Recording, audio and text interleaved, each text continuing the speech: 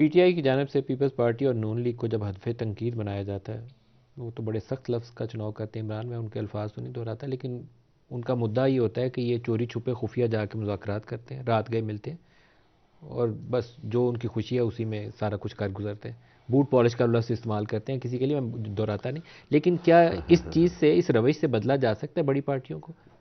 تب تک تو تبدیلی نہیں آئے گی۔ ہر اس حمام میں سب رنگے ہیں، اور اسٹیبلشمنٹ کے ساتھ رابطے کرنا یا ان کی خواہش پر یا سیاستدانوں کو خواہش پر، یہ سلسلے چلتے رہتے ہیں جی۔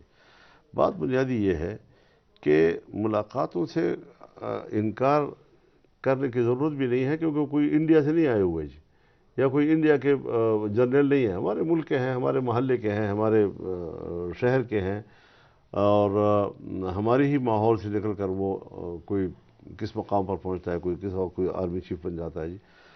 تو اگر ان سے بات کی جاتی ہے، بات میں کوئی کہ بات یہ ہے کہ سوداگیری کے لیے، صرف اس بات کے لیے کہ ہم بس آپ سے کچھ مہربانی کریں جی، اور پھر وہ اپنے شرائط سے مہربانی کرتے ہیں۔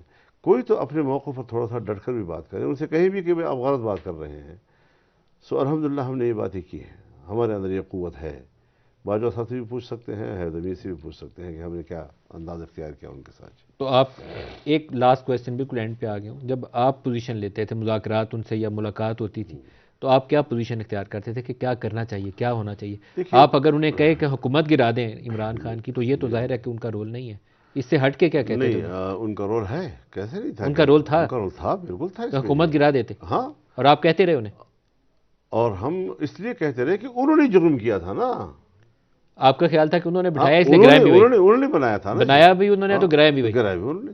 تو پھر اس کا الٹیمیٹ رزلٹ ہوا لیکن پازیٹیو؟ سیاستدان آئے، سیاستدانوں نے اقتدار تبدیل کیا۔ میرا خیال یہ ہے کہ وہ جو ہم دیوالی اپن کے کنارے کھڑے تھے اور دنیا ہمیں ڈیفالٹ قرار دیتی تھی، اس سے تو نکالا ہے ملک کو، اس میں تو کوئی شک نہیں ہے جی۔ کسی لیکن سٹیج پہ، پبلک کو جو ریلیف چاہیے تھی وہ نہیں مل سکی۔ کسی سٹیج پہ کبھی انہوں نے آپ کے سامنے یہ اعتراف کیا کہ ہاں ہم سے یہ مسٹیک ہوئی کہ ہم نے کھڑا کیا تھا اس کو؟ میرے خیال میں جو المجالس بالامانہ، جو چیزیں ہم آپس میں طے کرتے ہیں، اس کو اس طرح پبلک کے سامنے بات کرنا، میرے خیال میں یہ شریعت میں بھی جائز نہیں ہے۔ مولانا فضل الرحمان صاحب، جے یو اے ایف کے سربراہ، بہت شکریہ بہت آپ نے ہمیں شکریہ۔ جوائن کیا۔